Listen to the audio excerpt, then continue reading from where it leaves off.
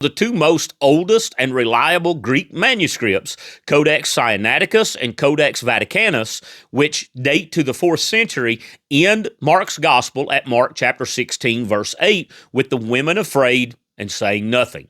And much of the controversy and the immediate, what I might call knee-jerk reaction, when this textual variant is presented, it's due to what is contained within the text in question. Verses 9 through 13 cover the account of some of the women at the tomb and an encounter with Yeshua. And verses 14 through 18 cover what is commonly called the Great Commission and our specific text we are looking at today. And verses 19 through 20 cover the ascension of the Messiah. So it is understandable why so many people are extremely cautious about questioning the text or just outright denying that it could even possibly be a textual variant and refuse to even entertain the idea of questioning it at all. But there are many early witnesses and what is known as church fathers, such as Eusebius and Jerome, who note that the longer ending was absent from most copies that were known to them. Now, admittedly, we don't rely on or hold equal to Scripture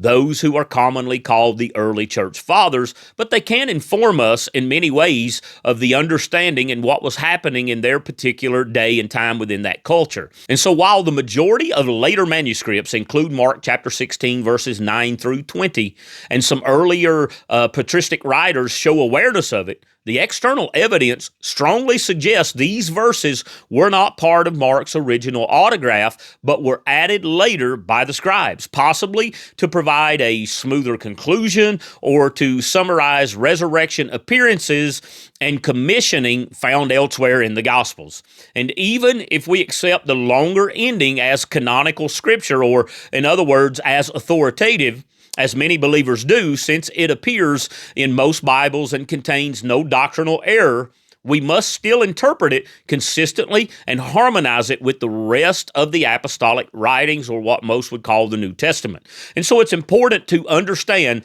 that the signs listed are not presented as mandatory signs that must accompany every believer at all times.